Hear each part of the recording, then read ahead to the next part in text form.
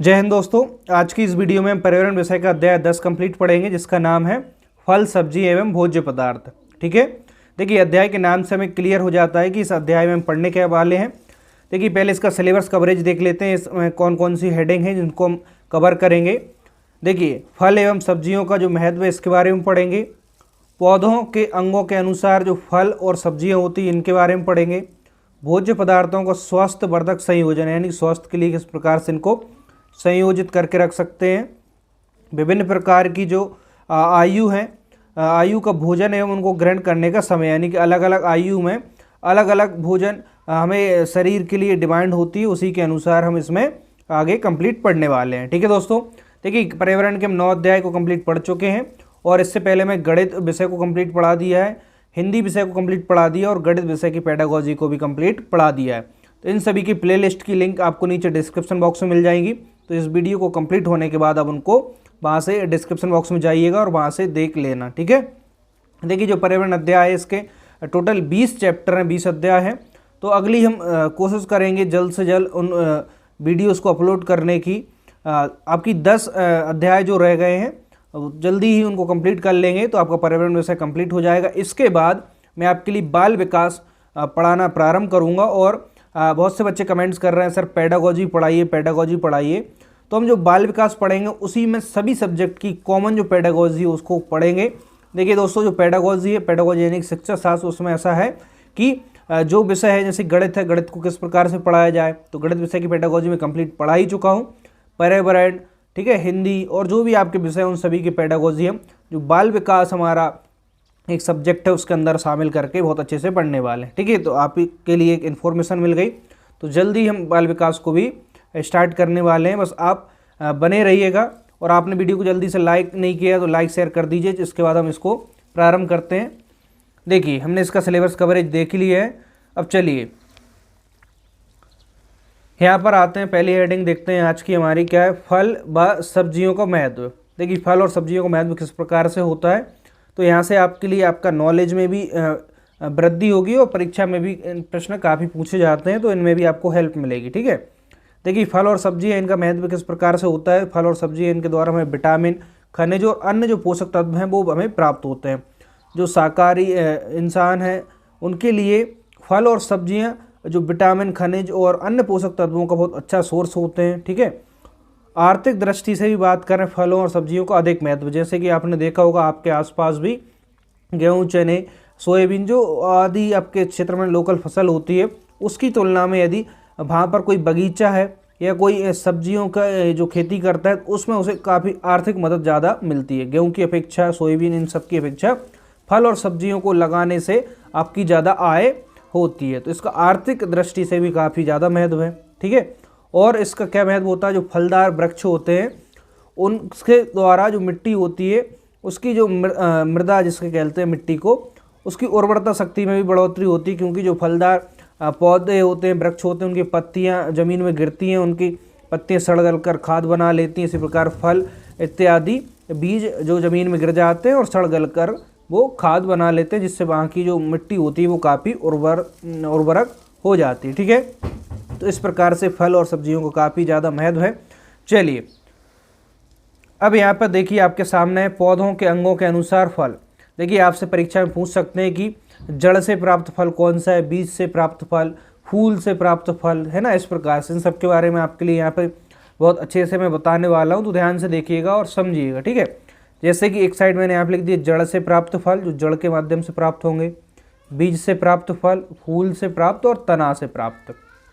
परीक्षा में प्रश्न कैसे पूछेगा, शकरकंद फल है एक, कौन सा, तो आप बताएंगे जड़। ठीक है, जो शकरकंद है चूंकि फल है लेकिन शकरकंद को हम जड़ वाले फलों के अंदर शामिल करते हैं। सिंघाड़ा, सिंघाड़े को भी आप जड़ वाला फल कहेंगे क्योंकि ज़मीन में पैदा होता है, ज़मीन के अंदर, इसलिए इसको सिंघाड़ा है ना, पानी वाला जो दलदल क्षेत्र होता है वहाँ पर, यानी कि इसको जड़ में हम रखते हैं। मूंगफली, मूंगफली ज़मीन के अंदर होती है, इसलिए इन सबको जड़ वाले फल के अंदर रखेंगे। अब सिंपल आपसे परीक्षा में पूछे सिंघाड़ा फल है कौन सा, जड़ फल, बीज फल, फूल फल या तना फल, तो आप बता देंगे जड़ से प्राप्त फल है। इसी प्रकार मूंगफली। अब देखिए जो बीज से प्राप्त फल है उनके बारे में देखिए, पहले बीज बनता है। देखिए जैसे आम है, आम हमारा बीज वाले फल के अंदर लेंगे, ठीक है। इसको ऐसा समझिए, आम के अंदर जैसे गुठली आपने देखी होगी, आम खाते हैं उसमें गुठली निकलती है, यानी कि जिस फल के अंदर बीज निकलता है, ठीक है, जिसको बोकर हम दूसरा वृक्ष पौधा बना तैयार कर सकते हैं, वो हमारे बीज वाले फल होते हैं। अमरूद, जिसको आप अमरूद को और क्या नाम से जानते हैं आप, जैसे कि जामफल भी इसको कहते हैं, ठीक है। बेर, बेर भी बीज वाला फल है, इसके अंदर बीज होता है। सेब, इसके अंदर बीज होता है। लीची, इसके अंदर बीज होता है। यानी कि बीज से जो फल प्राप्त होते हैं वो हमारे इस प्रकार से, ठीक है। फूल से प्राप्त फल, ध्यान से समझिएगा, है ना। फूल से प्राप्त फल, जैसे नींबू है, फूल से नींबू बनता है, ठीक है।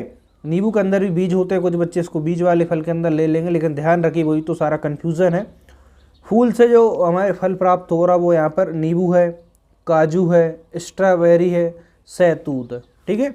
ये सारे कैसे हैं, फूल से प्राप्त फल है। अब इसी के साथ आगे देखिए तना से प्राप्त, यानी जो तने से प्राप्त होते हैं, जैसे कि केला, केला तना वाला फल होगा। नारियल तने वाला फल, अनार तने वाला फल, फालसा कैसे होंगे, ये तने वाले फल होंगे। देखिए मोस्ट इंपॉर्टेंट है, जड़ से कौन से फल प्राप्त होंगे, बीज से, फूल से, तने से, इन सबको आपको अच्छे से याद रखना है। और परीक्षा में जब भी प्रश्न आए तो आपको बिल्कुल भी गलत नहीं करना है, ठीक है। अपने वीडियो को लाइक नहीं किया, जल्दी से वीडियो को लाइक करिए, फिर उसके बाद वीडियो में आगे बढ़ते हैं। अब देखिए यहाँ पर पौधों के अंगों के अनुसार सब्जियाँ, ठीक है। पौधे होते हैं उनमें कई सारे जैसे कि अंग होते हैं, और उन अंगों के अनुसार ही जो सब्जी है उनको हम यहाँ पर जानते हैं। जैसे कि मनुष्य होता है, मनुष्य के भी कई सारे अंग होते हैं, हाथ, पैर, नाक, कान, ठीक है। इसी प्रकार पौधे के भी कई सारे अंग होते हैं जिनको हम सब्जी के रूप में खाते हैं, तो उनके बारे में यहाँ से समझते हैं। परीक्षा में प्रश्न आएगा, जैसे पत्ते से प्राप्त कौन सी सब्जी है, पत्ते से प्राप्त, ठीक है। कंद से प्राप्त सब्जी कौन सी है, सल कंद से प्राप्त, जड़ से, फूल से, फलों से, ठीक है। तो इनके बारे में हमें पता होना चाहिए। जैसे कि हम यहाँ पे बात करते हैं पत्ते से जो सब्जी प्राप्त होंगी, पालक, ठीक है, इसमें बहुत सारे बड़े बड़े पत्ते होते हैं, तो इसका काफ़ी महत्व भी होता है, इसे आयरन भी अच्छा मिलता है हमारे लिए, तो पालक खाना चाहिए, ठीक है। मेथी, मेथी कैसी है, पत्तेदार सब्जी है। सरसों पत्तेदार सब्जी है। बथुआ, बथुआ की भाजी आपने सुनी होगी। तो ये आपसे पूछे ये पत्ते से प्राप्त सब्जियां कौन सी हैं, तो पालक, मेथी, सरसों, बथुआ, ठीक है। और भी कई सारी होंगी, लेकिन हम यहाँ पे जो मोस्ट इंपॉर्टेंट है या जो प्रमुख है वो यहाँ पर देख रहे हैं, बाकी आपको खुद से भी बहुत सी पता होंगी। देखिए वैसे भी कहा जाता है मनुष्य की हेल्थ के लिए पत्तेदार सब्जियों को अपने भोजन में शामिल करना चाहिए, ठीक है। तो पत्तेदार सब्जी आपको ज़रूर खाना चाहिए। कंद से प्राप्त, कंद से प्राप्त जैसे कि जो आलू है वो हम कंद से प्राप्त, कंद के अंदर रखेंगे, ठीक है। शकरकंद, ठीक है। अरबी, देखिए सारी सब्जियां होती हैं, ठीक है। आप इसको फल भी कह सकते हैं, लेकिन एक सब्जी आलू, ठीक है, सब्जी बनती है इसकी। शकरकंद, इसकी भी सब्जी बनती है, लेकिन बहुत से लोग इसको उबाल के भी खाते हैं। अरबी, अरबी के पत्ते, ठीक है, आपने घुइयों के पत्ते लोकल लैंग्वेज में कहते होंगे और सुना होगा। तो ये सारे कंद से प्राप्त सब्जियां। अब जो सल के कंद है, सल के कंद से प्राप्त जैसे कि प्याज, सल के कंद से प्राप्त सब्जी हो गई, ठीक है। लहसुन, शलजम, आप ऐसा मत कहना कि सर इनको तो हम सब्जी में डालते हैं, सब्जी कैसे हो गई। देखिए इसको सब्जी के अंदर ही शामिल करते हैं, लहसुन प्याज को, ठीक है। बाकी आप हर एक सब्जी में लहसुन प्याज जरूर डालते होंगे, लेकिन कुछ जैन और ब्राह्मण लोग होते हैं वो लहसुन प्याज को नहीं भी खाते, ठीक है, और कुछ खाते भी हैं। तो आपको बस प्रश्न क्या याद रखना है, यहाँ पे सल कंद से प्राप्त हमारी सब्जी हैं वो, उसमें प्याज आएगा, लहसुन आएगा, शलजम आएगा। इसी प्रकार से जड़ से जो प्राप्त सब्जी है उसमें गाजर आ जाएगी, चुकंदर और मूली आ जाएगी, ठीक है। जड़ से प्राप्त गाजर और मूली और चुकंदर तीनों बहुत महत्वपूर्ण होते हैं हमारी जो हेल्थ है उसकी दृष्टि से भी। कोशिश करिएगा आप तीनों को खाने की। इनके अलग अलग, देखिए आपका वेट हाई है उसको लूज़ करना है तो गाजर, चुकंदर, मूली आपकी बहुत बेनिफिट कर सकती हैं और बाकी कई सारे रोगों में भी काम आती हैं। फूल है, फूल से कौन कौन सी प्राप्त होंगी, फूल गोभी, ठीक है, ब्रोकोली, स्प्राउटिंग, ये सारे फूल से प्राप्त सब्जी हैं। अब फलों से कुछ प्राप्त सब्जी जैसे टमाटर है, टमाटर की सब्जी अब हर एक चीज़ में टमाटर डालते ही होंगे। कुछ भी बना लीजिए इंडिया में उसमें टमाटर सबसे पहले आता है, ठीक है। पनीर बनाएंगे टमाटर डाल दिए, दाल बनाएंगे टमाटर डाल दिए, आलू बनाया टमाटर डाल दिए, हर एक सब्जी में टमाटर डाल दिया, ठीक है। तो फलों से प्राप्त सब्जियों के अंदर रखेंगे मिर्च, इसको भी हम फल वाली सब्जियों के अंदर रखेंगे। बैगन, ठीक है, ककड़ी, खीरा, तरबूज। अच्छा बैगन को आप देसी भाषा में क्या कहते हैं कमेंट्स में बताइएगा एक बार, ठीक है, काफ़ी इंटरेस्टिंग रहेगा। तो बैगन को क्या बोलते हैं आप बताइएगा। तो इनको आप याद जरूर रखना कि परीक्षा में प्रश्न आए यहाँ से कि पत्ते से कौन सी सब्जी प्राप्त हो रही है, जड़ से, फूल से, फल से, इन सबको अच्छे से याद रखना, ठीक है। और इसकी जो नोट्स की PDF है वो इवनिंग तक आपके लिए टेलीग्राम चैनल पर मिल जाएगी। तो टेलीग्राम चैनल आप जरूर ज्वाइन कर लीजिएगा और टेलीग्राम ग्रुप दोनों को ज्वाइन कर लेना, लिंक डिस्क्रिप्शन बॉक्स में नीचे मिल जाएगी। तो ग्रुप पे आप मैसेज के थ्रू अदर स्टूडेंट के साथ भी डिस्कशन कर सकते हैं और वहाँ मुझसे भी आप मैसेज के माध्यम से बातचीत कर सकते हैं। देखिए अब हमारी जो नेक्स्ट हेडिंग है उसकी ओर आगे बढ़ते हैं। भोज्य पदार्थों का स्वास्थ्यवर्धक संयोजन, यानी कि जो भोज्य पदार्थ है उनका हम स्वास्थ्य के लिए किस प्रकार से उनको हम संयोजित या संरक्षित करके, स्टोरेज जिसको कहेंगे इंग्लिश में, स्टोरेज करके रख सकते हैं। जैसे कि आपने देखा हो खाने पीने की चीज़ें बहुत जल्दी, कुछ चीज़ें ऐसी होती हैं बहुत जल्दी ख़राब हो जाती हैं, तो इनको खाने की जो चीज़ें होती हैं इनको शीघ्र खराब ना हो, इन्हें शीघ्र खराब यानी जल्दी खराब ना हो, इनको बचाने के लिए हम क्या करते हैं, इनको संरक्षित यानी कि स्टोरेज करके रखते हैं ताकि इनका कुछ समय बाद भी हम आसानी से इसका उपयोग कर सकें और इसका स्वास्थ्य लाभ ले सकें। जैसे कि आपने सामान्यतः ऐसा देखा होगा हर घर में, आपके घर में भी आते होंगे फल सब्जियाँ, तो आते से ही आपका रेफ्रिजरेटर, इसको फ्रिज भी कहते हैं, उसमें रख देते। क्यों? क्योंकि आप पूरे सप्ते की सब्जी लाएँ तो वो फ्रीज में सामान्यतः ख़राब नहीं होती, ठीक है। कुछ पत्तेदार सब्जियाँ होती हैं जो फ्रीज में ख़राब हो जाती हैं, फिर उनको आप गीले कपड़े में लपेट कर रख सकते हैं तो वो वहाँ ख़राब नहीं होती। तो फल सब्जियों को आप कहाँ फ्रीज में स्टोरेज करते हैं, क्यों? क्योंकि आपको बहुत लंबे समय तक इनको चलाना है या जल्दी ख़राब नहीं होने देना है, ठीक है। इसी प्रकार से आलू, प्याज, लहसुन, ठीक है। आलू, प्याज, लहसुन को आपने आपके घर पे नोटिस किया होगा, नहीं किया तो अब नोटिस करना, इनको ख़राब ना हो जब आप इनको एक साथ इकट्ठा ले लेते हैं ताकि आपको थोड़ा सा रेट भी अच्छा मिल जाए। और आप जब इकट्ठा एक साथ ले लेते हैं तो फिर क्या होता है, इनके ख़राब होने का डर रहता है, ठीक है। तो इसलिए इनको नमी से बचा कर रखते हैं, नमी से बचाकर इनको खुली हवा में रखा जाता है जहाँ पर अच्छी हवा भी आती हो और खुला हो। तो वहाँ पर क्या होता है, आलू, प्याज और लहसुन काफ़ी लंबे समय तक स्टोरेज आपके पास रहते हैं और जल्दी ख़राब नहीं होते। इसी प्रकार कुछ चीज़ होती है जिनको आप अचार के रूप में स्टोरेज कर लेते हैं। जैसे आम है, आम के सीज़न में ऐसे आम बहुत खाते होंगे, बहुत गुणकारी होता है आम, इसको फलों का राजा भी कहा जाता है आम को, ठीक है। तो आम में कई सारे गुण होते हैं, इस कारण से इसकी महत्व बहुत ज़्यादा होता है।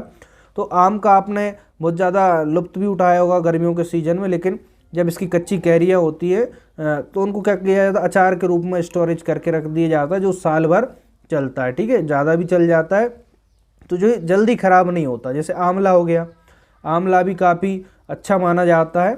और जो आंवला होता है देखिए वो जैसे कि पेड़ से लाएंगे या फिर ख़रीद के बाज़ार से, तो जो उसका ओरिजिनल फॉर्म है उसकी में रखेंगे तो वो कुछ दिन बाद जल्दी ही ख़राब हो जाएगा। तो इसको क्या करते हैं, फिर आप अचार के रूप में या मुरब्बे के रूप में बना कर रख लेते हैं, जिससे कि इसका स्टोरेज बहुत लंबे समय तक चलता है और इसके गुण आप लेते रहते हैं, जिसके जो फ़ायदे हैं तो वो आप आसानी से आपके हेल्थ में ऐड होते जाते हैं। मिर्च है, मिर्च का भी अचार बनता है, ठीक है। मिर्च में कई सारी वैरायटी आती है, शिमला मिर्च हो गई और कई सारी, लाल मिर्च का अचार काफ़ी ज़्यादा बनता है।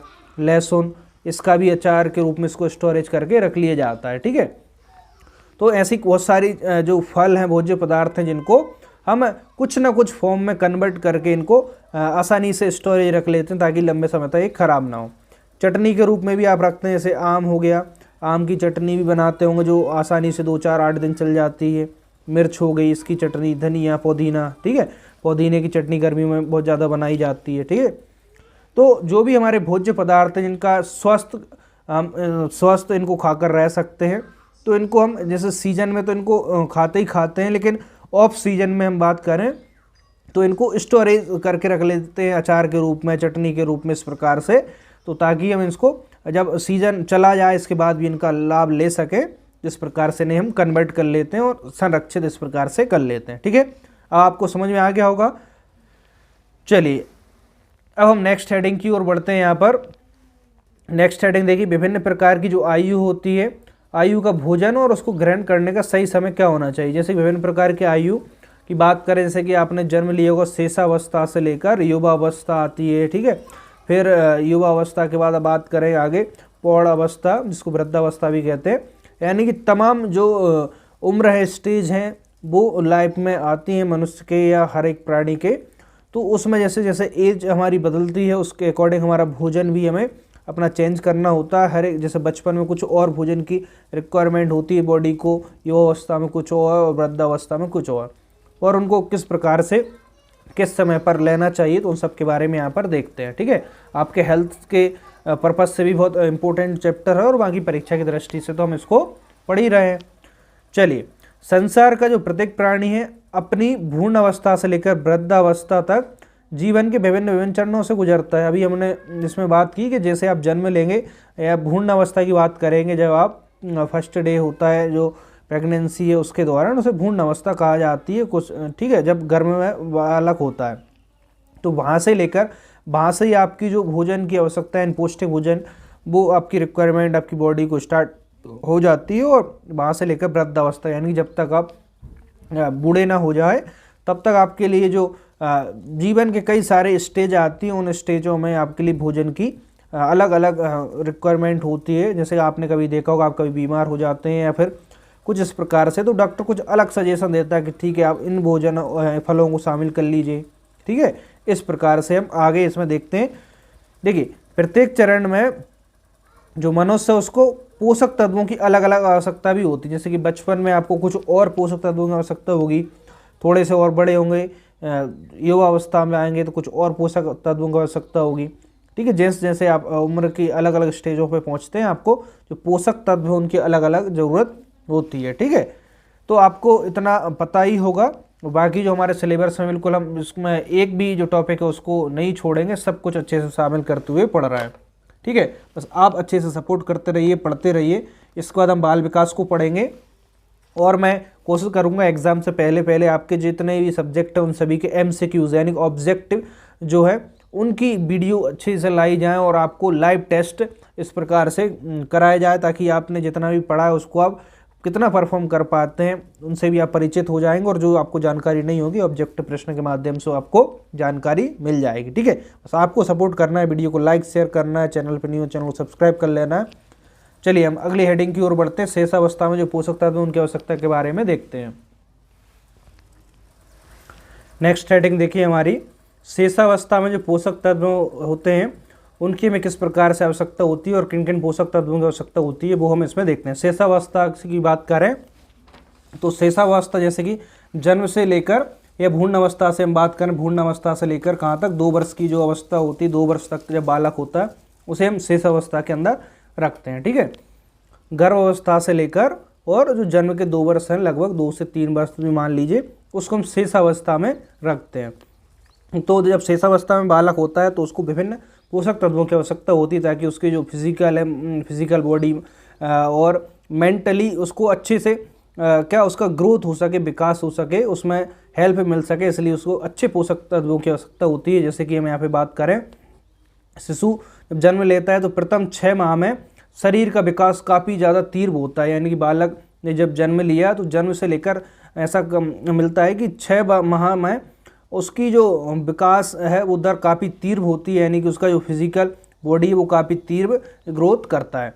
तो जब बॉडी बहुत ज़्यादा तीव्र ग्रोथ करती है, उसमें विकास जल्दी होता है, तो उस समय उसको अधिक पोषक तत्वों की भी आवश्यकता होती है। देखिए, इसके जो पोषक जो पूर्ति है, इसकी जो विकास हो रहा है शरीर में, उसकी पूर्ति के लिए शिशु को जाहिर सी बात है अधिक ऊर्जा की भी आवश्यकता होगी, क्यों उसका शरीर वो तेज़ी से विकास कर रहा है तो ऊर्जा भी उसे ज़्यादा ज़रूरत होगी। इसी प्रकार से देखिए यहाँ 6 माह पश्चात जो शिशु होता है, 6 माह तक तो ऐसा कहा जाता है बहुत तीव्र होती है विकास की दर, लेकिन 6 माह पश्चात शिशु की जो कैलोरी की आवश्यकता है थोड़ी सी घट जाती है। यानी कि ऐसा कह सकते हैं 6 माह में जितनी ज़्यादा उसे कैलोरी ऊर्जा की आवश्यकता होती है, अगले उस 6 माह के बाद उसे उसकी जो कैलोरी की जो ऊर्जा है, कैलोरी से क्या ऊर्जा मिलती है, तो ऊर्जा की थोड़ी सी उसमें आवश्यकता में कमी आ जाती है और घट जाती है। ठीक है, लेकिन प्रथम 6 वर्ष उसको काफ़ी ज़्यादा मात्रा में एनर्जी की ज़रूरत होती है। शिशु को प्रथम वर्ष के प्रारंभिक माह में लगभग है, जैसे कि हम बात करें कि बालक पहले साल का ही है तो प्रथम वर्ष के प्रारंभिक यानी उसने जन्म लिया और पहला ही वर्ष है, तो प्रारंभिक माह में लगभग 108 कैलोरी प्रति किलोग्राम जो उसे ऊर्जा है प्रतिदिन उसे आवश्यकता होती है। लगभग कितना 108 कैलोरी प्रति 1 किलोग्राम है ना, जो एनर्जी है उसे जिसको ऊर्जा कहते हैं, उसकी प्रतिदिन आवश्यकता है, डेली इतनी उसे एनर्जी की ज़रूरत होती है। जो छोटा बालक होता है, शिशु होता है, नवजात ठीक है, उसके लिए। तो आपको काफ़ी कुछ जानकारी मिल रही है। और जो चाइल्ड डेवलपमेंट है, जिसको बाल विकास कहते हैं, उसमें बालकों के संबंध में बहुत अच्छा जानकारी है। तो हम उसको आगे पढ़ेंगे तो हमारे जीवन में भी काम आने वाली इन्फॉर्मेशन है, साथ ही परीक्षा में तो वो काम आने। साइकोलॉजी एक सब्जेक्ट है, बच्चों की जो मनोदशा है उसके बारे में बहुत अच्छे से परिचित हो जाए। देखिए, शिशु को जो ऊर्जा होती है, जो नवजात शिशु है, तो उसको ये ऊर्जा एनर्जी कहाँ से प्राप्त होगी? माँ के दूध से सबसे ज़्यादा उसे एनर्जी प्राप्त होती है। ठीक है, सबसे ज़रूरी होता है माँ का दूध बच्चे के लिए। इसके बाद प्रोटीन से भी बच्चे को एनर्जी मिलती है। तो प्रोटीन विभिन्न सोर्सेज से मिलता है। ठीक है, इससे पहले भी हम चैप्टर पढ़ चुके हैं जिसमें प्रोटीन, वसा, खनिज, इन सब के बारे में डिटेल में हमने पढ़ा है। तो प्रोटीन की सबसे ज़्यादा ज़रूरत होती है, वसा। ठीक है, देखिए इनके क्या क्या कार्य होते हैं वो भी हम पिछले अध्याय में पढ़ चुके हैं, डिस्कस कर चुके हैं। कार्बोहाइड्रेट, इन सब से जो शिशु है नवजात, उसको एनर्जी की ज़रूरत होती है। ठीक है, समझ में आ गया? चलिए, अब यहाँ पर देखिए, जो आयु है, आयु के अनुसार शिशु को देने वाले जो योग्य भोज्य पदार्थ होते हैं वो कौन कौन से होते हैं, किस माह में उसे कौन से भोज्य पदार्थों की आवश्यकता होती है, इसके बारे में यहाँ पर हम डिस्कस करते हैं। देखिए, यहाँ पर जैसे एक साइड आयु लिख दी, एक साइड भोज्य पदार्थ लिख दी। चूंकि हम शिशु की बात कर रहे हैं तो इसको माह में देखना पड़ेगी। ठीक है, शिशु, क्योंकि शिशु हम 1 साल 2 साल तक शिशु का जो जीवन काल है उसको ले रहे हैं, उससे आगे वो बाल अवस्था में प्रवेश कर जाता है। वो तमाम जानकारी हम बाल विकास में पढ़ेंगे। जैसे 1 से 4 माह का जो बालक होता है, शिशु नवजात जिसको हमने शिशु कह रहे हैं, तो 1 से 4 माह के बीच उसे फलों का रस देना चाहिए। ठीक है, यदि आपके घर में आसपास कोई इस प्रकार से बालक है तो यदि वो 1 से 4 माह का है तो उसे फलों का रस दीजिए। ठीक है, 4 से 6 माह का जब बालक हो जाता है उसे सूजी की खीर दी जाती है, दलिया, चावल की खीर दी जाती है, कुचला हुआ आम दिया जाता है क्योंकि आम में काफ़ी ज़्यादा पौष्टिकता होती है, पपीता दिया जाता है, उबला आलू दिया जाता है। ठीक है, फलों का रस भी दिया जाता है, दाल का पानी दिया जाता है। ठीक है, सब्जियों का सूप सबको खाना चाहिए। लगभग जो भी यहाँ पर हम पौष्टिकता की बात कर रहे हैं ना, तो हमको भी, हम किसी भी एज में इन सब का सेवन हमें भी करना चाहिए। लेकिन चूँकि बालक जो शिशु होते हैं कुछ चीज़ों को नहीं खा पाते, इसलिए उनको, जैसे हमने देखा, कुचला हुआ आम दे रहे हैं, उन्हें उबला हुआ आलू दे रहे हैं ताकि वो आराम से उनको डाइजेस्ट कर सकें। दही, आधा उबला हुआ, आधा जो पका अंडा कहते हैं, उसको भी उबाल के उन्हें दिया जाता है। कुछ यहाँ पे हमारे घर परिवार में कहेंगे कि दही को नवजात शिशु को कैसे खिला सकते हैं, नहीं खिला सकते। लेकिन देखिए, हम यहाँ पर जो साइंटिफिक तरीके हैं उनके बारे में देख रहे हैं। कुछ घर में भी इस प्रकार से अलग एक्सपीरियंस होते हैं, तो वो इन सारी चीज़ों को भी अवॉइड कर देते हैं। जैसे दही को छोटे बच्चों को नहीं खिलाते। ठीक है, लेकिन हम जो भी हमारे सिलेबस में है और अकॉर्डिंग साइंटिफिकली तो ऐसा कहा जाता है कि 4 से 6 माह के बच्चों को देना चाहिए। ठीक है, अगला देखिए, यहाँ पे जो 6 से 9 माह का बालक जब शिशु हो जाएगा तो उसे क्या देना चाहिए? खिचड़ी देना चाहिए। आप में से बहुत से बच्चों को अभी भी खिचड़ी पसंद होगी और व्रत में खासकर खिचड़ी ज़रूर बनती होगी। ठीक है, उबली जो कुचली सब्जियां होती हैं इनको उबाल कर कुचल कर बच्चे को दे सकते हैं। बिस्कुट तो आप देते ही होंगे। जो मांस है उसका सूप भी बच्चों को, जो शिशु है 6 से 9 माह तक के, उनको दिया जाता है। सूजी का हलवा, टोस्ट, ठीक है, आदि जो 6 से 9 माह के बालक हैं उनको दे सकते हैं। 9 से 12 माह का बालक, उसको क्या दे सकते हैं? ब्रेड, मक्खन दे सकते हैं। ठीक है, दाल में भीगी रोटी दे सकते हैं। उबली यानी जो मछली को फिश होती है उसको बॉईल करके भी उसे दिया जा सकता है, और बेसन का लड्डू। तो देखिए, जिस आयु वर्ग में हमने अभी आयु वर्ग में क्या देखा कि किस माह से किस माह तक और किस भोज्य पदार्थों की शिशु को रिक्वायरमेंट होती है। तो यहाँ से थोड़ा सा याद रखना, परीक्षा में ऐसा प्रश्न पूछ सकते हैं कि 4 से 6 माह या 6 से 9 माह में बच्चे को क्या चीज़ें देना चाहिए और क्या नहीं देना चाहिए। तो अभी हम इसके बाद वीडियो में अंत में इसके जो ऑब्जेक्टिव प्रश्न है वो सॉल्व करेंगे, तो वहाँ भी हो सकता है यहाँ से प्रश्न आपके लिए मिल जाए। चलिए हम आगे बढ़ते हैं। देखिए, जो अगली हेडिंग है वो क्या है? पाठशाला पूर्व बालकों का आहार। यानी कि पाठशाला यानी स्कूल जिसको हम कहते हैं, स्कूल जाने से पहले जो बालकों की आयु होती है, यानी कि लगभग बालक 5 वर्ष का हो चुका होता है।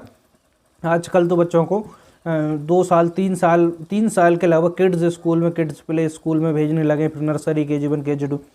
दोस्तों, आपको देखिए, बालक का यदि संपूर्ण विकास करना है तो उसको अर्ली एज में स्कूल नहीं भेजना चाहिए, क्योंकि बच्चा माता पिता परिवार से जितना कुछ सीखता है वो शायद उन स्कूलों से भी नहीं सीखता है।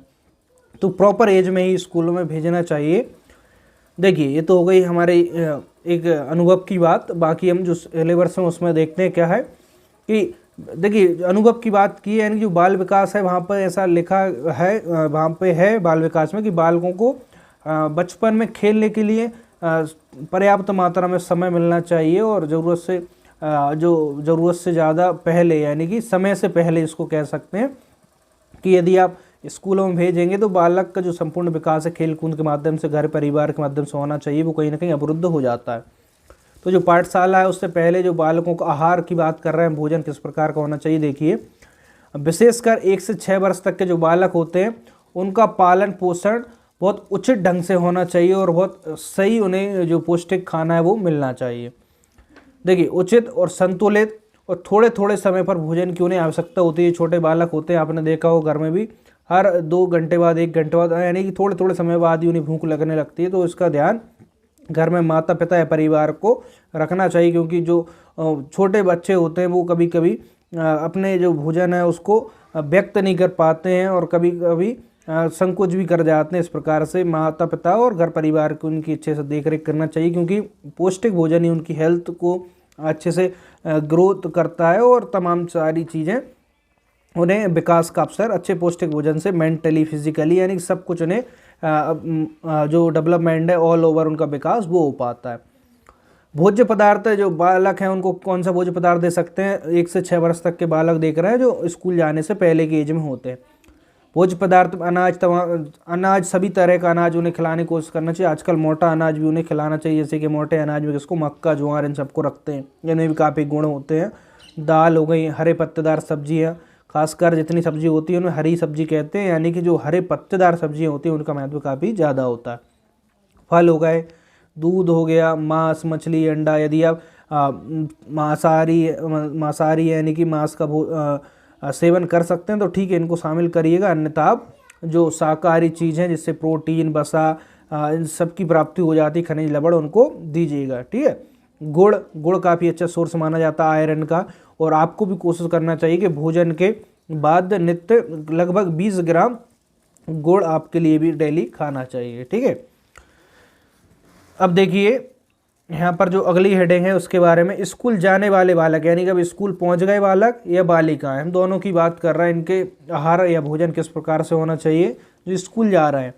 देखिए भोजन में पर्याप्त संतुलित जो भोजन है उसमें संतुलित जो भोजन है उसकी आवश्यकता हर एक बालक बालिका को होती है, और उसमें खास करके पौष्टिक खाने का महत्व भी ज़्यादा होता है। तो पौष्टिक खाना जरूर शामिल करें। आजकल बाज़ार का खाना बहुत ज़्यादा बच्चों को पसंद होता है, चूँकि उनमें टेस्ट होता है, लेकिन उनके गुण उन्हें उस तरीके से पता नहीं होते। तो हर माता पिता को कोशिश करना चाहिए, बच्चों को पिज़्ज़ा बर्गर आजकल बहुत ज़्यादा फेमस हो रहा है तो इनको अवॉइड करें। और घर का खाना इसलिए कहा जाता है क्योंकि घर के खाने में पौष्टिकता ज़्यादा होती है।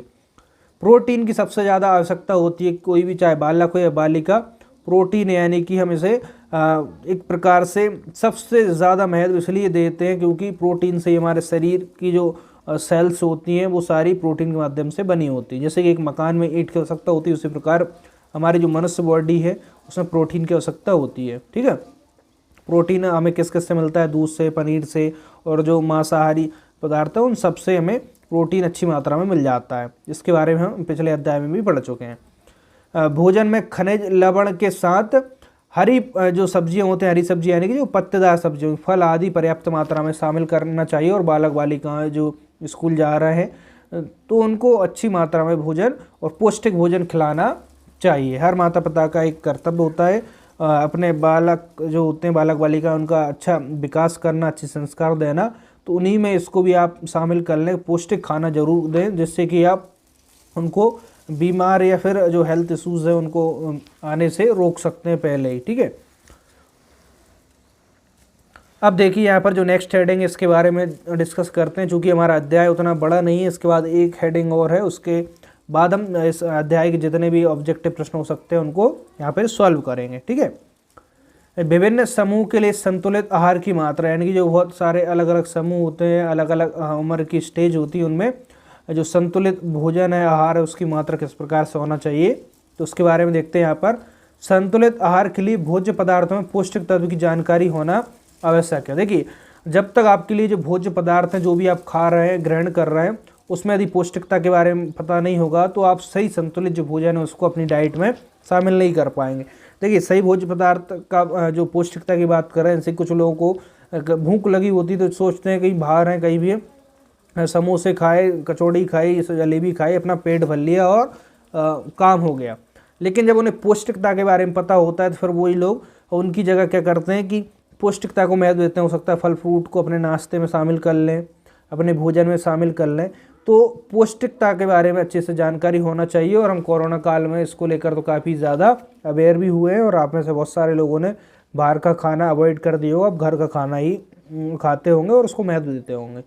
हमें यहाँ पे देखें, क्रियाशील जो महिला होती है, यानी जो काम करती है, घर बाहर का काम भी संभालती है और बाहर का भी, तो बहुत ज़्यादा इन पे अपने आप में एक लोड भी होता है, फिजिकली कह लें या मेंटली कह लें। दोस्तों, आपको इनकी रिस्पेक्ट बहुत ज़्यादा करनी चाहिए, ठीक है। तो चलिए, यहाँ पे हम बात करें जो क्रियाशील महिला है, इनको क्रमशः अनाज जो है उसको, अनाज की मात्रा की बात करें तो प्रति जो महिला उसको 440 ग्राम प्रतिदिन अनाज की आवश्यकता होती है। हरी पत्तेदार सब्जियों की बात करें तो 100 ग्राम कम से कम इनके लिए हरी पत्तेदार सब्जी होना चाहिए। इनकी डाइट में फल की बात करें तो कम से कम 60 ग्राम फल होना चाहिए और अलग अलग प्रकार के फल होने चाहिए। आदि जो पोषक तत्व हैं उनको उनके आहार में शामिल करना चाहिए, ठीक है। जो क्रियाशील हैं, और क्रियाशील यानी कि जो फिजिकली बहुत ज़्यादा काम करती है, और जो फिजिकली कम काम करती है वो अपने हिसाब से थोड़ा सा कम कर सकते हैं। बाकी पौष्टिक तो भोजन सबके लिए लेना चाहिए। पौड़ व्यक्ति है, पौड़ यानी कि जो वृद्धावस्था में पहुंच गए हैं, उनकी बात करें तो अनाज कम से कम 350 ग्राम लेना चाहिए। दाल मोस्ट इम्पोर्टेंट है, क्योंकि इसमें प्रोटीन अच्छी मात्रा में होता है। शाकाहारी मनुष्य, उनके लिए प्रोटीन अच्छी मात्रा में दाल से प्राप्त होता है। 70 ग्राम कम से कम प्रोटीन के लिए दाल लेना चाहिए। हरी पत्तेदार सब्जी कम से कम 100 ग्राम, फल 60 ग्राम, दूध कम से कम 600 ग्राम दूध भी लेना चाहिए, क्योंकि दूध में ऐसा माना जाता है इसमें प्रोटीन, वसा और जितने भी मिनरल विटामिन होते हैं, बहुत सारी चीज़ें हमें दूध के माध्यम से प्राप्त हो जाती हैं, ठीक है। चलिए, अब इसके बाद हमारी जो अंतिम हेडिंग रह गई इस अध्याय की, भोजन को किस समय पर करना चाहिए, सही समय क्या हो सकता है लंच का और जो नाश्ता है, डिनर इत्यादि का, इनके बारे में देखते हैं। फिर इसके बाद इस अध्याय के जो ऑब्जेक्टिव प्रश्न है उनकी ओर आगे बढ़ते हैं। दोस्तों, आपको वीडियो बहुत ज़्यादा पसंद आई होगी, तो वीडियो में अभी भी बहुत सारे जो बच्चे होंगे, छात्र होंगे, वीडियो को लाइक नहीं किया होगा, तो जल्दी से वीडियो को लाइक करिए। हम अगली हेडिंग के साथ आगे बढ़ते हैं। चलिए, देखिए यहाँ पर जो भोजन है, भोजन को करने का सही समय क्या हो सकता है। यदि आपका भी भोजन का सही समय नहीं है तो इस वीडियो के बाद उम्मीद करता हूँ आप अपने भोजन के समय को निश्चित जरूर कर लेंगे।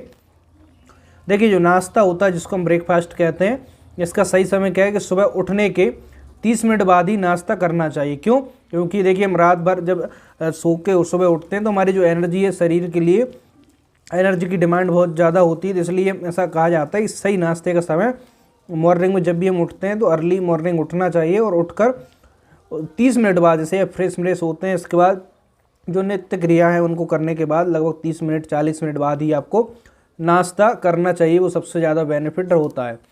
सुबह का नाश्ते का आप समय बना सकते हैं, लगभग 7 से 10 बजे के बीच नाश्ते को ले सकते हैं, ठीक है। सही समय हो गया। बाकी आपका समय कुछ और हो तो एक बार कमेंट्स में ज़रूर बताइएगा। अब यहाँ पर हम देखें कि जो लंच है, लंच को यानी जिसको हम दोपहर का खाना भी कहते हैं, ठीक है।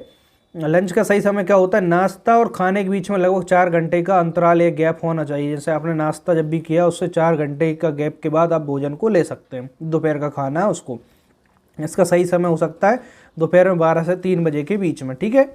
तो आपका एक निश्चित समय डिसाइड कर लीजिएगा, उस समय को आप ज़रूर फॉलो करिएगा। अब हम यहाँ पर बात करें डिनर की, जिसको हम रात का खाना कहते हैं, ठीक है। देखिए, डिनर हमें कब करना चाहिए? सोने से लगभग 3 घंटे पहले आपको डिनर करना चाहिए, और कोशिश करना चाहिए कि जो डिनर है, रात का खाना जिसे हम कहते हैं, वो दोपहर के खाने से कम मात्रा में लें, या फिर आपका जब पेट भरने वाला उससे 1 रोटी, आधी रोटी, या जो भी आप भोजन में शामिल करते हैं, थोड़ा सा कम खाएं, पेट को खाली रहने दें, ठीक है, ताकि वो डाइजेस्ट अच्छे से हो पाता है। रात में हमारी बॉडी कोई फिजिकल मूवमेंट नहीं करती, इसलिए उसे डाइजेस्ट करने में प्रॉब्लम हो सकती है, इसलिए रात का खाना थोड़ा सा कम खाएं, और सोने से लगभग 3 घंटे पहला खाना चाहिए। इसका सही समय होता है। और इस समय की बात करें 6 से 9 बजे के बीच में आप इसको ले सकते हैं। आपके सोने के टाइम को अकॉर्डिंग उससे 3 घंटे पहले आप भोजन को करने की कोशिश करें। ठीक है, ये तो रही हमारे भोजन के सही समय की बात। अब यहाँ पर देख लीजिए, उत्तम स्वास्थ्य है उसके लिए भोजन की स्वच्छता और सुरक्षा के उपाय में क्या क्या करना चाहिए। आपको इतना तो पता ही होगा कि हमें एक अच्छी क्वालिटी का पौष्टिक वाला भोजन लेना चाहिए, और पौष्टिक भोजन के साथ साथ उसके स्वच्छता की ओर भी विशेष ध्यान रखना चाहिए। आप मार्केट से कहीं से भी फल लाते हैं, सब्जियां लाते हैं, उनको अच्छे से फ्रेश पानी से उनको धुल लें, साफ़ स्वच्छ कर लें। ठीक है, और कोशिश करें कि जो सब्जियां आप घर में काटते हैं, काटने के बाद ना धुलें, काटने से पहले उनको अच्छे से वॉश कर लें, धुल लें, क्योंकि काटने के बाद बहुत से ऐसे लोग होते हैं जो सब्जियों को धुलते हैं तो उनका जो भी पौष्टिकता है, गुण है, उसमें सारे वो पानी के साथ बह जाते हैं। तो काटने से पहले सब्जियों को धुलें, और सुरक्षा के लिए यानी उनको अच्छे से सुंदर यानी साफ स्वच्छ जो जगह है वहाँ पर रखें। और जो भी आप स्वच्छता के प्रति बाकी सब आपके लिए पता ही होगा, तो भाई यही सब इसमें है, तो इसमें ज़्यादा पढ़ने की आवश्यकता नहीं है। चलिए दोस्तों, हमारे यहाँ पर जो अध्याय है वो कंप्लीट हो गया है। अब इसके बाद इस अध्याय के जो ऑब्जेक्टिव प्रश्न है उनकी ओर आगे बढ़ते हैं। आपने अच्छे से वीडियो देखी है, सुनिए, समझिए, तो आपके लिए जो प्रश्न है वो अच्छे से बन जाएंगे। ठीक है, कुछ समय मैं आपके लिए भी दूंगा, तो आप इसका उत्तर सोचिएगा और नीचे कमेंट्स में बताने की कोशिश करिएगा। चलिए हम इस अध्याय के ऑब्जेक्टिव प्रश्नों को देखते हैं। देखिए यहाँ पर जो पहली हेडिंग है हमारी, फल व सब्जियों का महत्व तथा अंगों से प्राप्त फल और सब्जियाँ। इस हेडिंग से कैसे प्रश्न पूछ सकते हैं परीक्षा में, तो देखिए यहाँ पर, फलों तथा सब्जियों से मनुष्य को क्या प्राप्त होता है? विटामिन, खनिज, कार्बोहाइड्रेट, और डी ऑप्शन कह रहा है ये सभी। तो बताइए, आपने वीडियो में अच्छे से पढ़ा है, फल और सब्जियों से क्या प्राप्त होता है, बताइए इसका उत्तर। विटामिन, खनिज, कार्बोहाइड्रेट, तो हमें क्या प्राप्त होते हैं? सभी प्राप्त होते हैं, हमने पढ़ा है इसके बारे में। सब्जियों को किस रूप में खाया जाता है? पकाकर, सलाद के रूप में, मसालों के रूप में, उपरोक्त सभी। देखिए सब्जियों को हम इन सभी के रूप में खाते हैं। ठीक है, निम्नलिखित में से कौन बीज से प्राप्त फल नहीं है? मैंने आपके लिए बताया था, इस प्रकार से प्रश्न पूछ सकते हैं, कौन फूल से प्राप्त फल है अथवा नहीं है, बीज से, इस प्रकार से। तो बीज से जो फल प्राप्त नहीं है उसके बारे में बताना है। आम, अमरूद, बेर और मूंगफली। तो देखिए हमने इसके बारे में पढ़ा था, जो बीज से प्राप्त फल है उसमें आम, अमरूद, बेर के बारे में पढ़ा था, लेकिन मूंगफली किससे बीज से प्राप्त फल नहीं होगा। अगला प्रश्न है, निम्नलिखित में से कौन सुमेलित नहीं है, यानी सही मिलान नहीं है? बेर बीज से प्राप्त फल, स्ट्रॉबेरी फूल से प्राप्त फल, सिंगाड़ा तना से प्राप्त फल, और सहतूत किससे प्राप्त? फूल से प्राप्त फल। अब आपको इसमें से बताना है, देखिए ये सब के बारे में हमने पढ़ा है, इसमें से एक सही मिलान नहीं है, तो वो उत्तर हमारा यहाँ पे हो जाएगा। तो यहाँ पर जो सिंगाड़ा है तना से प्राप्त नहीं होता है, इसको हमने किसके अंदर पढ़ा था वो नीचे आप कमेंट्स में बताइएगा। ठीक है, मैंने पढ़ाया है। अगला प्रश्न है, निम्नलिखित में से कौन पत्ते से प्राप्त सब्जी नहीं है? क्या लिखा है? अमेरेंथस, मेथी, सुरन, पोर्टलाका। तो जो पत्ते से प्राप्त सब्जी नहीं है उसके बारे में यहाँ पे आपके लिए बताना है। तो जो सुरन है वो पत्ते से प्राप्त सब्जी नहीं है। नेक्स्ट प्रश्न देखिए, निम्नलिखित में से कौन सल के कंद से प्राप्त सब्जी है? प्याज, लहसुन, ए और बी दोनों, इनमें से कोई नहीं। तो सल के कंद से प्राप्त सब्जी कौन सी है? हमने पढ़ा था, लहसुन, प्याज, ये सारी सल के कंद से प्राप्त सब्जी है। अगला प्रश्न, इनमें से कौन सुमेलित नहीं है, यानी सही मिलान नहीं है, उसका उत्तर हमें बताना है। सरसों पत्तों से प्राप्त, अरबी कंद से प्राप्त, मूली जड़ से प्राप्त, बैगन फूल से प्राप्त। तो इसमें से कौन सा एक है जो सही मिलान नहीं है, तो बताइए। देखिए इन सब के बारे में पढ़ाया और मैंने वहाँ भी बताया, तो इनसे प्रश्न पूछ सकते हैं। जो बैगन है फूल से प्राप्त नहीं होता है, तो ये हमारा सही मिलान नहीं है, बाकी सभी सही मिलान है। निम्नलिखित में से कौन वार्षिक पौधा है, यानी कि वार्षिक पौधा टमाटर, गेहूं का, धान का और ऐसा सभी वार्षिक पौधा, यानी कि वर्ष में जिसकी उम्र 1 वर्ष हम मान सकते हैं। ठीक है, 1 वर्ष या उससे कम। तो कौन सा पौधा होगा, इसका उत्तर बताइए जल्दी से। टमाटर, गेहूं, धान। तो सभी कैसे वार्षिक पौधे, यानी कि प्रति वर्ष इनको लगाया जाता है, इस प्रकार से भी इसको याद रख सकते हैं।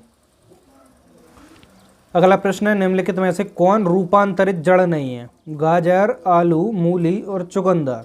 तो रूपांतरित जड़ इनमें से कौन सी नहीं है, तो बताइए इसका उत्तर। देखिए गाजर रूपांतरित जड़, आलू ठीक है, मूली और चुकंदर। तो रूपांतरित जड़ आलू नहीं है। ठीक है, पौधों का रसोई घर किसे माना जाता है, यानी पौधों का रसोई घर फल को, पत्ती को, जड़ को, तना। हमने इसके बारे में पहले भी पढ़ चुके हैं एक अध्याय में। तो पौधों का रसोई घर किसे माना गया, यानी कि पौधे होते हैं उसका भोजन जो बनाता है उसे रसोई घर कहेंगे। तो इसका उत्तर क्या होगा, पत्ती। चूंकि पत्ती द्वारा पौधे अपना भोजन बनाते हैं इसलिए इसको रसोई घर, पत्ती को हम पौधे का रसोई घर कहेंगे। ठीक है। भोज्य पदार्थ का स्वास्थ्यवर्धक संयोजन, इस हेडिंग से कैसे क्वेश्चन बन सकते हैं कि किन सब्जियों को नमी से बचाकर रखना चाहिए, आलू, प्याज, लहसुन, ये सभी। तो आपको पता होगा इन सभी को नमी से बचाकर हम रखते हैं। मनुष्य के लिए पोषक आहार क्यों आवश्यक है, जीवन क्रियाओं के संचालन के लिए, वृद्धि के लिए, विभिन्न अंगों की मरम्मत के लिए, और उपरोक्त सभी। जो पौष्टिक खाना है, भोजन, उसकी आवश्यकता क्यों होती है, तो यहाँ पे हमारा डी वाला ऑप्शन होगा, इन सभी क्रियाओं के लिए आवश्यक होता है पौष्टिक खाना। खाद्य संरक्षण के लिए निम्नलिखित में से कौन सा जोड़ा ठीक नहीं है, आलू से चिप्स, यानी आलू को चिप्स के रूप में हम संरक्षित करके रखते हैं, दूध को पनीर के फॉर्म में, सेब को जैम, और कच्चा आम अचार के रूप में। तो इनमें से क्या पूछा है, कौन सा एक जोड़ा है जो सही मिलान नहीं है। तो जो सेब है इसको जैम के रूप में हम नहीं रखते, बाकी आलू की चिप्स ही आती है बहुत ज़्यादा, आपने खाई भी होंगी। दूध से पनीर बनाते हैं और कच्चा आम से अचार बनाते हैं, लेकिन सेब से जैम नहीं बनाते। आगे देखिए, कांच के जार तथा बोतलों को उनमें अचार भरने से पूर्व सूर्य की धूप में अच्छी तरह सुखाया जाता है, ऐसा क्यों। आपने भी देखा होगा आपके घर में, आपकी जो मम्मी होंगी या फिर जो भी दादी होंगी घर में जो अचार बनाती होंगी, वो क्या करती है कि उसमें अचार भरने से पहले जो जार या बोतल होती है उसको क्या धूप में अच्छे से सुखा देती है। ऐसा क्यों करती है, उत्तर भी बताना है आपके लिए। देखिए, जो घरेलू हमारी चीज़ें उनसे भी हमारे प्रश्न बन जाते हैं। उनके तापमान में वृद्धि के लिए, उनमें से धूल को हटाने के लिए, नमी को पूर्णतः हटाने के लिए, और अचार को स्वादिष्ट बनाने के लिए। तो आपको पता होगा कि जो बर्तन होता है जिसमें अचार रखने वाला, उसमें नमी होती है, उसको हम हटाने के लिए धूप में सुखा लेते हैं, इसके बाद उसमें अचार डाला जाता है। ठीक है। अगला प्रश्न है, रीना आम पसंद करती है, वह इन्हें जाड़े के लिए संरक्षित करना चाहती है, निम्नलिखित में से कौन सा तरीका संरक्षण के लिए सर्वाधिक उपयुक्त है। तो आप अपना नाम लगा लीजिए यहाँ पर। अचार और आम पापड़ बनाना, ठीक है, आम को वो स्टोरेज करके रखना चाहते हैं, जूस तैयार करना और वायुरोधी डिब्बे में संचित करना, प्लास्टिक के थैले में रखना और रेफ्रिजरेटर में संचित करना। तो इनमें से कौन सा तरीका उसका सही हो सकता है कि जो आम को पसंद करती है और उन्हें जाड़े के लिए संरक्षित करके रखना चाहती है। ठीक है। तो इनमें सबसे अच्छा स्टोरेज का तरीका कौन सा होगा, देखिए, अचार और आम पापड़ बनाना, ठीक है, जूस तैयार करना और वायुरोधी जो डिब्बे जिसमें वायु ना जाए उसमें संचित करना, प्लास्टिक के थैले में रखना, और रेफ्रिजरेटर यानी कि जो फ्रीज है उसमें उसको संचित करके रखना। अब आप इसमें लगाइए अपना दिमाग और उत्तर बताइए। देखिए, अचार और आम के पापड़ भी आपने शायद सुने होंगे, ठीक है, नहीं सुने तो आप आम के पापड़ बना के रखिए, आम के पापड़ भी बनते हैं। जूस तैयार करके और वायुरोधी डिब्बे में संचित करके, प्लास्टिक के थैले में रख के और रेफ्रिजरेटर में संचित करके। ठीक है। देखिए दोस्तों, इसका उत्तर क्या होगा, इसमें सभी ऑप्शन इसमें राइट दे दिए हैं, क्योंकि इसको सभी प्रकार से इसमें रख सकते हैं, लेकिन इसमें पूछा निम्नलिखित में कौन सा तरीका सर्वाधिक उपयुक्त। अच्छा, सर्वाधिक उपयुक्त पूछा है, इसमें आम को पसंद करती है सर्वाधिक, यानी 4 ऑप्शन में सबसे ज़्यादा करेक्ट है उसको बताना है। देखिए, सबसे अच्छा करेक्ट क्या होगा, रेफ्रिजरेटर में भी उसे फ्रीज में भी रखेंगे कुछ समय तक चलेगा, लेकिन अचार और पापड़ के रूप में काफ़ी लंबे समय तक उसको स्टोरेज करके रख सकते हैं। इसका उत्तर कौन सा होगा, ए वाला राइट होगा। ठीक है। दूध का पाश्चुरीकरण कैसे किया जाता है, यानी कि दूध का जो पाश्चुरीकरण है उसको कैसे किया जाता है। तो यहाँ पर 4 ऑप्शन है, इसको देखना। 100 डिग्री सेंटीग्रेड पर 15 मिनट तक या 90 डिग्री सेंटीग्रेड पर 5 मिनट तक गर्म करके, 100 डिग्री सेल्सियस पर 15 मिनट तक या 90 सेल्सियस पर 32 मिनट तक गर्म करके, 70 डिग्री सेल्सियस पर 15 मिनट तक या 62 डिग्री सेल्सियस पर 5 सेकंड तक गर्म करके, 71 डिग्री सेल्सियस पर 15 सेकंड तथा 62 डिग्री सेल्सियस पर 32 मिनट गर्म करके। तो दूध का पाश्चुरीकरण किया जाता है, इसमें से कौन सा उत्तर सही होगा, तो डी वाला सही होगा, यानी 71 डिग्री सेल्सियस पर या तो 15 सेकंड तक गर्म कर लें या 62 डिग्री सेल्सियस पर 32 मिनट तक उसे गर्म करके दूध को रख देते हैं, जिससे कि दूध हमारा खराब नहीं होता है। ठीक है। देखिए जो विभिन्न आयु वर्ग के भोजन और भोजन का सही समय, इस हेडिंग को हमने पढ़ा है बहुत अच्छे से। अब इससे प्रश्न देखिए, प्रश्न कैसे पूछ सकते हैं कि 1 से 4 माह के बच्चों के लिए भोज्य पदार्थ में कौन महत्वपूर्ण होगा? फलों का रस, दलिया, खिचड़ी और बेसन का लड्डू। मैंने आपके लिए बताया था 1 से 4 माह के बीच कौन सा भोज्य पदार्थ बच्चों के लिए दे सकते हैं, कौन सा महत्वपूर्ण होगा। तो इसका उत्तर बताइए, जल्दी से बताइए। हम फलों का रस इसमें दे सकते हैं, ठीक है। मैंने बताया था आपके लिए। स्कूल जाने वाले बच्चों के लिए आवश्यक होता है खनिज लवण, कैल्शियम, प्रोटीन। तो स्कूल जो बच्चे जाते हैं उनके लिए ये सभी काफ़ी महत्वपूर्ण होते हैं। डी वाला उत्तर सही होगा, ठीक है। निम्नलिखित में से कौन सा कथन सही हमें बताना है? खाद्य पदार्थ से जीवों को ऊर्जा प्राप्त नहीं होती, ठीक है। कथन सत्य भी बताना है कि खाद्य पदार्थ से ऊर्जा प्राप्त होती है, इसलिए गलत ही हो गया। भोजन से प्राप्त ऊर्जा शारीरिक क्रिया के लिए उपयोगी है, कथन सत्य है। पादप उत्पाद खाद्य पदार्थों का एकमात्र स्रोत है, गलत है। और भी कई सारे खाद्य पदार्थ होते हैं। मनुष्य अपनी ऊर्जा का उपयोग सांस लेने व चलने में नहीं करता, तो गलत है, यानी सत्य कथन सिर्फ बी वाला है। अगला प्रश्न देखिए, पोषक तत्व शरीर के लिए कैसे उपयोगी होते हैं? ये आहार व ऊर्जा की पूर्ति करते हैं, शरीर के विकास में सहायक होते हैं, सूक्ष्म पोषक तत्व पूर्ति अच्छे स्वास्थ्य के लिए हानिदायक होता है। हमें इसमें क्या बताएं, पोषक तत्व शरीर के लिए कैसे उपयोग होता है। उपरोक्त में से कौन सा कथन सत्य है? कोड करके लिखा है, इसका उत्तर में बताना है। तो इसमें से कौन सा सत्य होगा? देखिए पोषक तत्व है, ये आहार व ऊर्जा की पूर्ति करते हैं, सत्य है। शरीर के विकास में भी सहायक होते हैं, ये सत्य है। तीसरा है सूक्ष्म पोषक तत्व पूर्ति अच्छे स्वास्थ्य के लिए हानिदायक होते हैं, ये गलत हो गया। सूक्ष्म पोषक तत्व भी हमारे शरीर के लिए लाभदायक ही होते हैं, तो ए और बी वाला सही होगा। देखिए यहाँ पर अगला प्रश्न, इनमें से कौन सा सही सुमेलित नहीं है? मीट कार्बोहाइड्रेट प्राप्त होता है इससे, देखिए हमें बताना है। जो सही जो सुमेलित नहीं वो बताना है। अंडा से प्रोटीन, बादाम से बसा फैट, ताजे फल से रेशे प्राप्त होते हैं। तो जो मीट है उससे आपको क्या प्राप्त होता है? प्रोटीन ही होगा सबसे ज़्यादा। तो कार्बोहाइड्रेट कहाँ से प्राप्त होता है वो आप बताइएगा नीचे कमेंट्स में, ठीक है। मैं पहले भी इसके बारे में बता चुका हूँ, तो यहाँ पर ए वाला सही मिलान नहीं है। अगला प्रश्न है, मानव शरीर में त्वचा तल के नीचे विद्यमान बसा जो फैट होता है निम्नलिखित में किसके विरुद्ध अवरोधक का काम करता है? शरीर के लवणों का क्षय करने से बचाता है, शरीर की ऊष्मा का क्षय से बचाता है, वातावरण से हानिकारक सूक्ष्म जीवों को प्रवेश बचाता है, आवश्यक शरीर द्रव्यों का क्षय। तो फैट के बारे में हमने पिछले अध्याय में पढ़ा था। फैट क्या करता है शरीर में? देखिए लिखा है किसके विरुद्ध अवरोधक का कार्य करता है? जो लवणों का क्षय, उसके शरीर की ऊर्जा का क्षय, यानी कि जो शरीर से ऊर्जा होती है उसको बचा के रखने में वो काफ़ी हेल्प करता है फैट, ठीक है। अगला प्रश्न देखिए यहाँ पर, निम्नलिखित में से किस वर्ग में प्रोटीन प्रचुरता में होता है? सबसे ज़्यादा प्रोटीन किस में होता है? यहाँ पर देखिए दूध में, आम, गाजर, ये वाला सही होगा। अंडा, मटर, मछली, सोयाबीन, चना, मक्का, सेब, दही, मांस।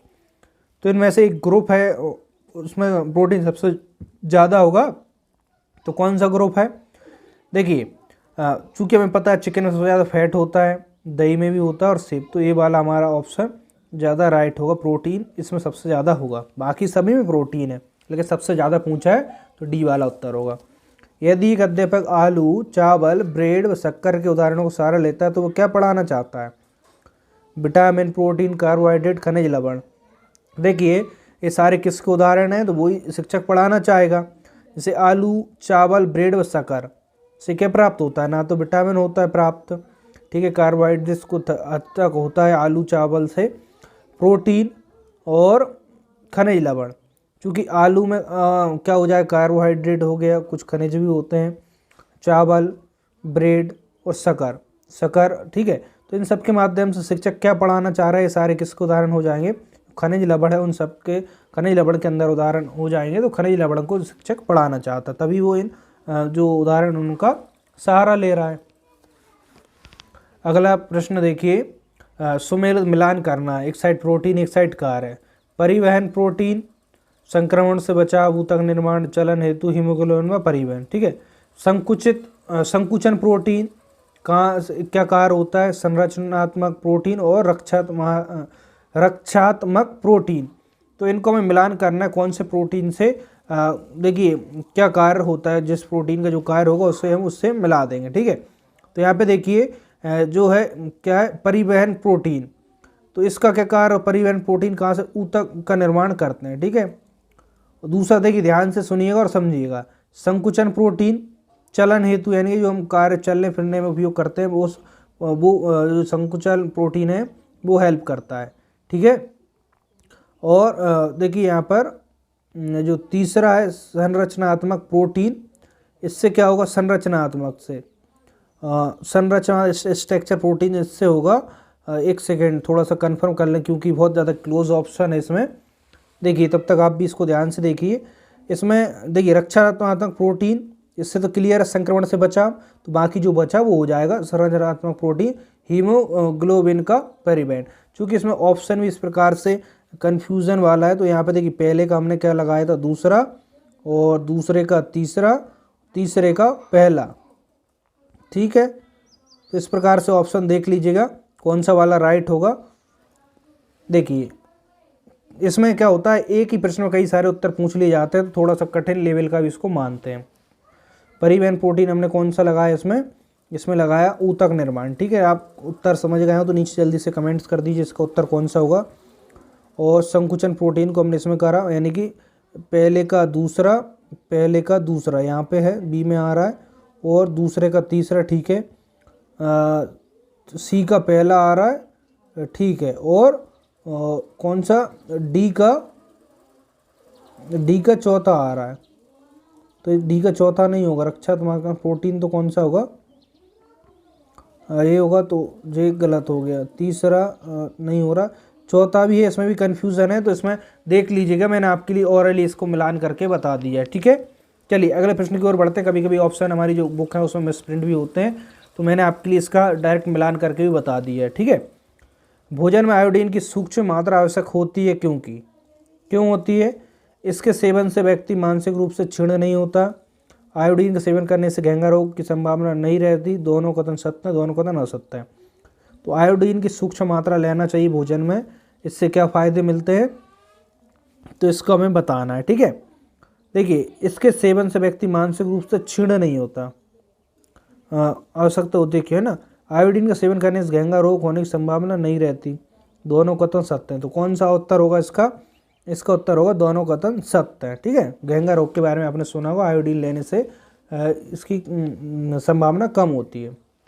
अगला प्रश्न है, यह हमारे शरीर के अंदर के विभिन्न पोषक तत्वों को अवशोषित करता है, शरीर के तापमान को नियंत्रित करता तथा अपशिष्ट पदार्थों को निकालने में सहायक होता है। उपरोक्त में किस पोषक तत्व के लिए कहा गया। देखिए इस सब बातों किसके लिए कहा गया, आहारी रेशे, वसा, कार्बोहाइड्रेट, जल। तो किसके संबंध में ऐसा कहा जाता है कि जो विभिन्न पोषक तत्वों को अवशोषित करता है, शरीर के तापमान को नियंत्रित करता है और अपशिष्ट पदार्थों को निकालने में सहायक होता है। तो कौन सा, आहारी जो रेशे होते हैं उससे हमें ये सारी प्राप्ति हो जाती, ठीक है। अगला देखिए, निम्नलिखित में से कौन से कथन सही है हमें बताना है। पोटेशियम लगभग सभी खाद्य पदार्थों में प्राप्त होता है, अंडों से सोडियम की प्राप्ति होती है, लोहा आरबीसी में हीमोग्लोबिन बनाने के लिए सहायक होता है। कोट करके दिया है, इसका उत्तर कौन सा होगा। देखिए सही कथन बताना, पोटेशियम सभी खाद्य पदार्थों से प्राप्त होता है, लगभग अंडों से सोडियम की प्राप्त होती है, और लोहा आरबीसी में हीमोग्लोबिन सहायक होता है, यानी कि सभी ऑप्शन सही हैं, तो डी वाला होगा। राधा और राधिका एनीमिया रोग से ग्रसित हैं, डॉक्टर उनको किस प्रकार के खाद्य पदार्थ खाने की सलाह देंगे। जब राधा और राधिका दोनों शाकाहारी, देखिए आपको मैंने बताया था कि आप जब बीमार पड़ते हैं डॉक्टर आपको सजेस्ट करता है, तो राधा और राधिका कोई एनीमिया एक रोग है उससे ग्रसित हैं, तो डॉक्टरों ने किस प्रकार के फलों को अपने भोजन में शामिल करने की सलाह देता है कि केला, पालक, गुड़, भारी सब्जी खाना है, ठीक है। अंडे की पीतक, केला, मछली खाना, मछली, हरे पत्ता सब्जी, बाजरा खाना, पालक, गुड़, कलेजी और नमक। जब एनीमिया रोग हो जाता है तो इसमें डॉक्टर क्या सजेस्ट करते हैं, इसमें डॉक्टर सजेस्ट करते हैं केला खाएं, पालक खाएं, गुड़ व हरी सब्जी। तो ये वाला उत्तर यहाँ पे सही होगा। अगला है, सामान्य पूर्ण आदमी को फल की देने की आवश्यकता होती है। तो एक जो पौड़ व्यक्ति है, वृद्ध व्यक्ति, उसको प्रतिदिन कितने फल की आवश्यकता होती है अपनी डाइट में, इसको मैंने बताया था लगभग 60 ग्राम फल की आवश्यकता होती है, ठीक है। अगला प्रश्न है, नीचे दिए गए खाद्य पदार्थों किस समुच्चय में लोहा तद प्रचुर मात्रा में पाया जाता है। आंवला, पालक, गुड़, आंवला, पालक, आलू, आंवला, आलू, टमाटर, बंद गोभी, भिंडी, गुड़। तो इसमें से एक ऐसा समूह ग्रुप है जिसमें लोहा यानी आयरन काफ़ी मात्रा में पाया जाता है, आंवला, पालक और गुड़, इनमें प्रचुर मात्रा में लोहा आयरन पाया जाता है। इसको आप अपनी डाइट में जरूर शामिल करिएगा। विटामिन ऐसे पदार्थ हैं जो हीनताजन्य रोगों से बचाव के लिए थोड़ी मात्रा में आवश्यक है विटामिन, ठीक है। हमारी उपापचय दर बढ़ाकर भार में कमी लाते हैं, स्वस्थ रहने के लिए दवाई के रूप में लिए जाते हैं, पेशियों को विकास करके हमें ताकतवर बनाते हैं। तो सबसे ज़्यादा कौन सा विटामिन, जो हीनताजन्य रोग होते हैं जिससे हमें हीन भावना आती है, उनको बचाने के लिए थोड़ी मात्रा में आवश्यक होते हैं, ठीक है। आगे देखिए, यहाँ पे एक साइड सूची है और दूसरी साइड भी सूची। तो यहाँ पे क्या मिलान करना है, कैलोरी यहाँ पे मिलान करना है, किस एज में या किस व्यक्ति को कितनी कैलोरी की आवश्यकता होती है। माध्यमिक श्रम श्रेणी की जो गर्भवती महिला है उसको कितनी कैलोरी ऊर्जा की आवश्यकता होती है, उसको हमें यहाँ पे मिलान करना है। देखिए इसको मैं मिलान कर दे रहा हूँ, ऑप्शन अपने आप से इसको आप देख लेना, ठीक है। ऑप्शन के चक्कर में पड़ेंगे तो इसमें समय लग जाएगा। माध्यमिक श्रम श्रेणी की जो गर्भवती महिला है इसके लिए कितनी जो कैलोरी की आवश्यकता पड़ेगी, तो इसके लिए 2580 किलो कैलोरी जो ऊर्जा है उसकी प्रतिदिन आवश्यकता होगी। यहाँ पर इसका देखिए 2 वर्षीय बच्चा है, इसको कितनी कैलोरी की आवश्यकता होगी, इसको 1060 किलो कैलोरी ऊर्जा की आवश्यकता होगी। 12 वर्ष का जो लड़का है उसके लिए कितनी कैलोरी की आवश्यकता होगी, 2440 कैलोरी की होगी। 16 वर्ष की लड़की है तो उसके लिए कितनी आवश्यकता होगी, तो यहाँ पे देखिए एक 16 वर्ष की लड़की बच रही है और दूसरा कौन बच रहा, साधारण श्रम श्रेणी पुरुष। तो श्रम श्रेणी पुरुष की ज़्यादा होगी, ठीक है, कितनी 2320, और इसकी जो 16 वर्ष की लड़की 2190 किलो कैलोरी ऊर्जा की आवश्यकता होगी, ठीक है। इसको हमने मिलान कर दिया है। बाकी एक इसको हम कठिन प्रश्न की ओर मान सकते हैं, बहुत कठिन टाइप से प्रश्न हो जाता है, क्योंकि हमें कैलोरी याद रखना किस एज में कितनी है वो थोड़ी सी डिफ़िकल्ट हो जाती है। तो आपके एग्ज़ाम में प्रश्न आएगा भी तो एक प्रश्न से ज़्यादा इस तरीके से नहीं आ सकता, ठीक है। यहाँ पर अगला प्रश्न देखिए, निम्नलिखित खाद्य पदार्थों को उनमें प्रति 100 ग्राम खाद्य पदार्थ में उपस्थित आयरन की मात्रा के अनुसार अवरोही क्रम में लगाइए। यानी कि देखिए सबसे ज़्यादा जो आयरन है किस में पाया जाता है, तो उसको अवरोही क्रम यानी घटते हुए क्रम में हमें जमाना है, ठीक है। तो घटते हुए क्रम में जमाना है और आपके लिए उत्तर बताना है। तो सबसे पहले मैं यहाँ पे बता देता हूँ, आप अपने से जमा लेना, ठीक है। देखिए इसको हम जमाएंगे तो सबसे पहले आएगा लोबिया, ठीक है, फिर आ जाएगा तरबूज, सबसे ज़्यादा जो आयरन है लोबिया में, फिर हो जाएगा तरबूज, इसके बाद होगा लीवर में, इसके बाद होगा बादाम, और अंत में क्या बचा आपका जो मेथी के पत्ते बचे उसमें, ठीक है। इसको सीक्वेंस में आप जमा लेना। देखिए अभी हमने जो प्रश्न देखा उसके यहाँ पे कूट करके लिखा है, तो उसको इस क्रम में जमा लेंगे तो इसके बाद उत्तर आप इसका निकाल लेना कौन सा आएगा ABCD में से, ठीक है। अब अगली हेडिंग जो हमने पढ़ी थी, भोजन करने का सही समय और उत्तम स्वास्थ्य तो भोजन की आवश्यकता, इससे प्रश्न कैसे पूछ सकते हैं, ध्यान से देखिएगा। सुबह उठने के कितनी देर बाद नाश्ता लेना चाहिए, हमने पढ़ा था कि सुबह उठने के बाद 30 मिनट के बाद नाश्ता लेना चाहिए। नाश्ते में खाने के बीच कितने घंटे का अंतराल होना चाहिए, तो लगभग हमने पढ़ा था 4 घंटे का अंतराल होना चाहिए। रात का खाना लेने का सही समय क्या होना चाहिए, रात का खाना कितने बजे लेना चाहिए, मैंने आपके लिए बताया था 6 से जो 9 बजे के बीच में हमें रात का खाना ले लेना चाहिए। रात का खाना सोने से कितने घंटे पहले लेना चाहिए, तो रात का खाना हम सोने से लगभग 3 घंटे पहले लेना चाहिए, इसके बारे में भी बताया आपके लिए। अब देखिए यहाँ पर किस खाद्य पदार्थ को सीमित अवधि तक पकाने की ज़रूरत होती है, मांस को, अंडे को, A और B दोनों, यानी कि ज़रूरत से ज़्यादा उसमें को पकाएंगे तो उसमें जो विटामिन है वो सारे नष्ट हो जाते हैं, इसको सीमित अवधि तक ही पकाना चाहिए, तो मांस और अंडे दोनों को, ठीक है। सेब, नाशपाती तथा अन्य फलों को काटने के बाद उन पर नींबू निचोड़ देने से क्या प्रभाव पड़ता है, इन सबको हम काटते हैं कुछ समय के लिए खाली छोड़ देते हैं, आपने देखा होगा एक ख़राब से हो जाते हैं, इसलिए काटने के बाद इस पर आप नींबू निचोड़ देंगे तो वे काले नहीं पड़ते, वे नीले नहीं पड़ते, भूरे नहीं पड़ते, इनमें से कोई नहीं। तो आपने देखा होगा काटने के बाद भूरे पड़ जाते हैं, वो इस प्रकार से भूरे नहीं पड़ेंगे, ठीक है। यहाँ पर हमने अध्याय कंप्लीट पढ़ लिया, इसके जितने ऑब्जेक्टिव प्रश्न हो सकते थे वो सारे हमने यहाँ पर सॉल्व कर लिए। तो दोस्तों उम्मीद करता हूँ आपको ये वीडियो काफ़ी ज़्यादा पसंद आई होगी। वीडियो को आप लाइक कर देना, शेयर कर देना, और चैनल पर पहली बार आया तो चैनल को सब्सक्राइब कर लेना, ताकि आपके लिए रेगुलर जो वीडियो है, क्लास है, उनकी नोटिफिकेशन आपके लिए मिलती रहे, ठीक है। और अन्य विषय को आप पढ़ना चाहते हैं नीचे डिस्क्रिप्शन में चेक कर लेना, सभी की प्ले लिस्ट की लिंक नीचे डिस्क्रिप्शन में मिल जाएगी। टेलीग्राम ज्वाइन कर लेना, इसकी नोट्स की PDF इवनिंग तक आपके लिए टेलीग्राम चैनल पर मिल जाएगी, ठीक है दोस्तों, मिलते हैं नेक्स्ट वीडियो में। आज के लिए इतना ही। जय हिंद, वंदे मातरम।